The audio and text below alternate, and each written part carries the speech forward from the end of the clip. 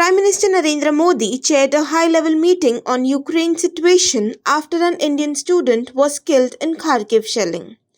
This is fourth such meeting held by PM in the last 2 days. An Indian student was killed in shelling the Ukraine's Kharkiv region this morning, the Ministry of External Affairs said on Tuesday. Indian student Naveen, who was from Karnataka, was killed in Russian shelling in Ukraine's Kharkiv. Prime Minister Narendra Modi spoke to Naveen's family and offered condolences. Karnataka Chief Minister Baswaraj Bommai spoke to Naveen's family to express grief over Naveen's demise and also assured that they would do everything possible to bring his body. Ukraine President Volodymyr Zelensky described the Russian shelling in Kharkiv as a war crime and said defending the capital city of Kyiv from Russian troops was a top priority. The strike against Kharkiv is a war crime. Kharkiv and Kyiv are now Russia's most important objectives. They advance on capital in the same way as on Kharkiv. This is why the defense of the capital is key priority of the state, Zelensky said in a video statement. For the first time since Adolf Hitler initiated World War II, the Ukrainian cities of Kharkiv and Kyiv are being bombed. On Tuesday, the government headquarters in Kharkiv suffered a significant damage after a missile struck the building. Shelling in the city has killed 17 people so far.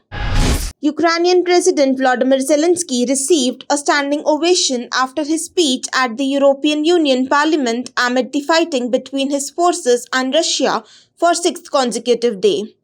We are fighting for our land and our freedom. Despite the fact that all our cities are now blocked, nobody is going to break us. We are strong. We are Ukrainians, he said before the EU Parliament stood up and lauded the Ukrainian president. Addressing the European Parliament via video call, Zelensky said, "Do prove that you are with us. Do prove that you will not let us go.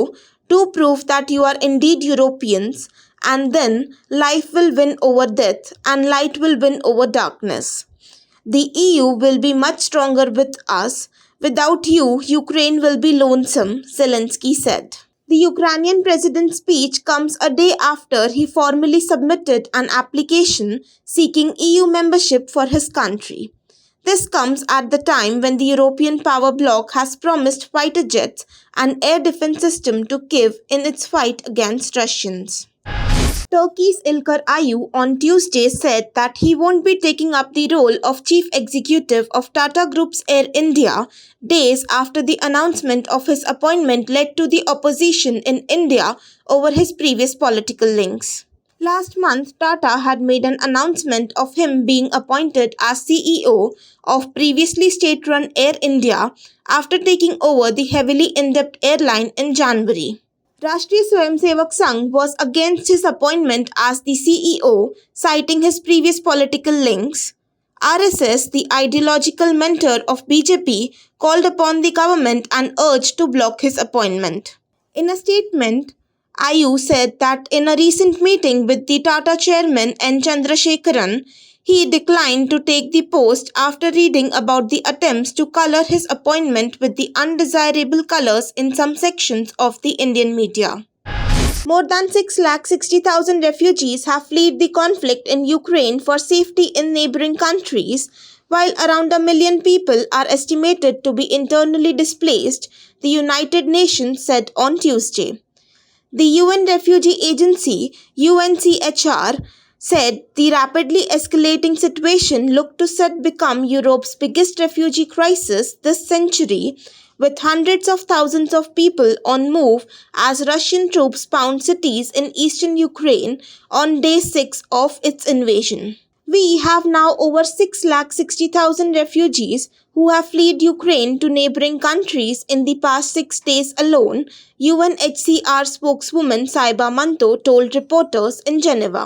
The numbers are increasing at this rate. The situation looks set to become Europe's largest refugee crisis this century. Manto said that all neighboring countries had so far kept their borders open for refugees fleeing Ukraine, including a sizable number who have crossed into Russia.